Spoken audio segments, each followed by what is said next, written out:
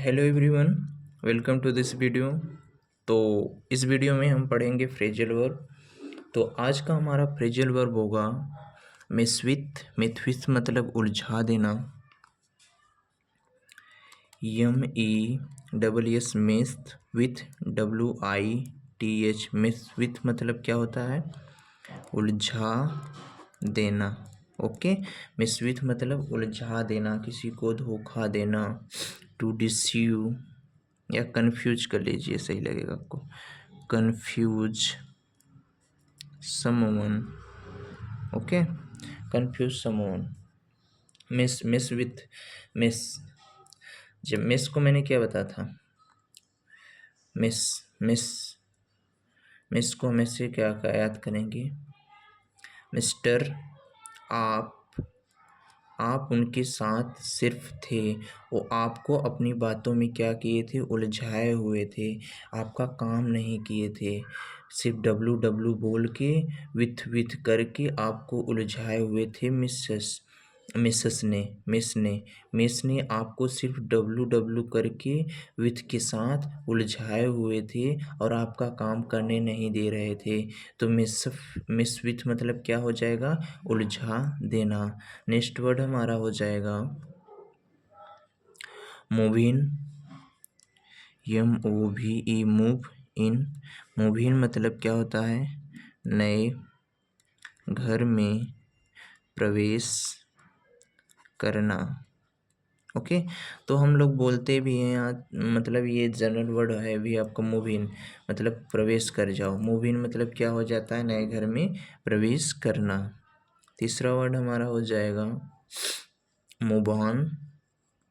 MOVE move on. Move on मतलब क्या हो जाएगा? आगे बढ़ना, आगे बढ़ना।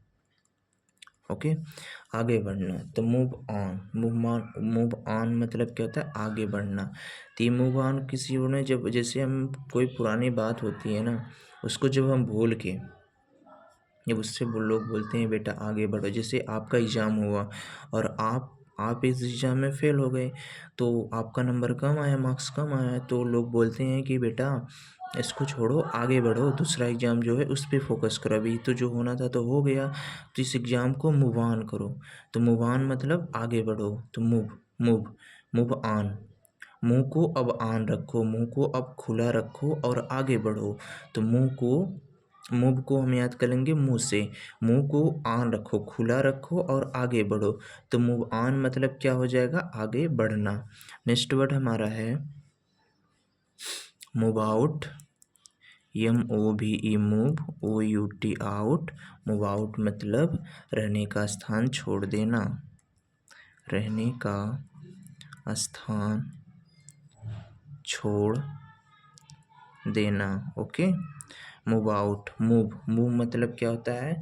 मूव मतलब होता है चलना, गति करना। ओके, मूव आउट मतलब क्या हो जाएगा? बाहर। अब मैंने जहाँ पे रहता था, जिस मोबाइल, मूव को मोबाइल से याद करेंगे, जिस मोबाइल की दुकान में मैं रहता था, और उससे अब क्या मैं हो गया? आउट हो गया, मतलब उसे अब छोड़ दिया। तो मूव आउट मतलब रहने का स्थान छोड़ देना। ओके, नेक्स्ट वर्ड हमारा है मूव आउट हो गया। नेक्स्ट वर्ड हमारा है nose out. NOSC nose OUT out. Nose out मतलब क्या हो जाएगा हमारा? बहुत कम अंतर से हराना। ओके, बहुत कम अंतर से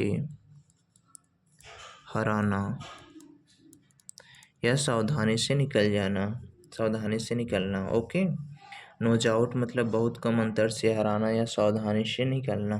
तो नोज का मतलब क्या होता है? नाक। आउट मतलब बाहर। No out. नोज मतलब नोज, नाक। आउट मतलब बाहर। तो नो को हम क्या बोलते हैं कि ये क्रिकेट में लाते हैं नोज को। तो नो आउट है। एक अंपायर ने बोला नो आउट है, दूसरे ने बोला नो को नाट कर लो, नॉट आउट। एक अंपायर ने बोला नॉट आउट, दूसरे ने बोला आउट। तो इन दोनों में जब डिस्कशन होने लगा तो तीसरे लोगों की हेल्प ली गई, तो उसमें पता चला कि हाँ, बहुत थोड़े से ही, बहुत थोड़ा-सा ही था, तभी तो आउट हुआ था। तो नोज आउट मतलब बहुत कम अंतर से हरा देना। नॉट आउट मतलब बहुत कम अंतर से हराना। नोज आउट मतलब क्या हो जाएगा? बहुत कम अंतर से हराना। नोज आउट को हम कैसे याद रखेंगे? नॉट आउट से। नॉट आउट मतलब बहुत कम अंतर से हराना। नेक्स्ट वर्ड हमारा हो जाएगा note down. NOTE note down. Note down मतलब लिखना याद रखने हेतु ओके, याद रखने हेतु। तो नोट डाउन, जैसे जब हम स्कूल में पढ़ते हैं, कॉलेज में पढ़ते हैं, तो हमारे टीचर कहते हैं बेटा इस चीज़ को आप नोट डाउन कर लो, इस चीज़ को आप लिख लो, इस चीज़ को नोट डाउन कर लो, यह चीज़ आपको याद करनी है, एग्जाम के जरिए से इम्पॉर्टेंट है, आपको याद रखना होगा। तो नोट डाउन मतलब क्या होता है? लिखना, कोई चीज़ विशेषकर याद रखने के लिए। ओके, अगला वर्ड हमारा है occur to. OCCUR, occur to मतलब क्या हो जाएगा? ध्यान में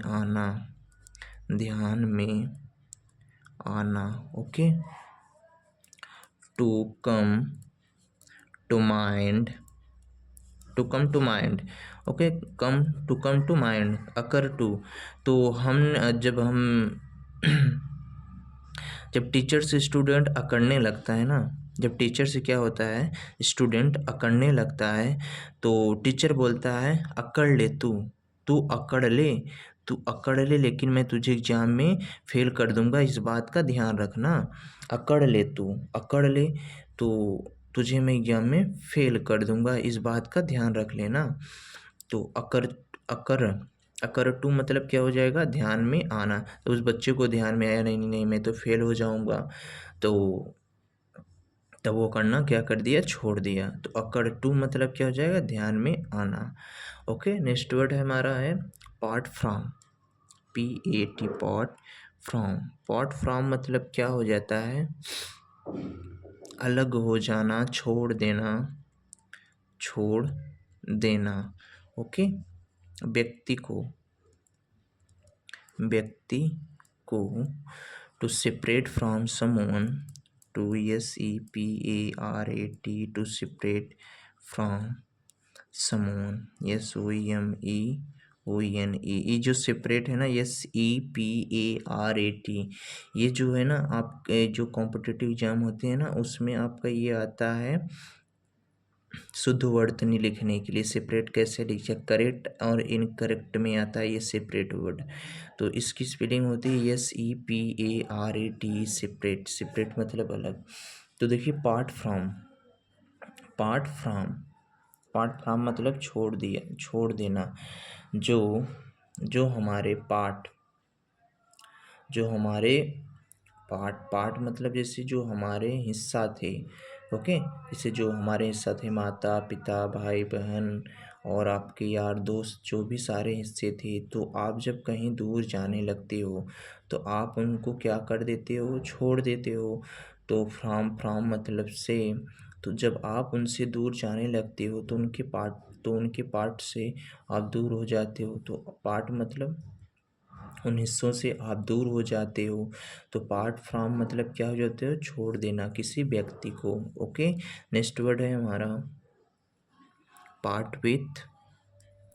PART, पार्ट विथ मतलब क्या होता है? छोड़ देना, इसका मतलब भी, लेकिन ये किसके लिए होता है? वस्तु के लिए। वस्तु को छोड़ देने की जब बात होती है तो उसमें हम क्या यूज करते हैं? Part with, to separate from something.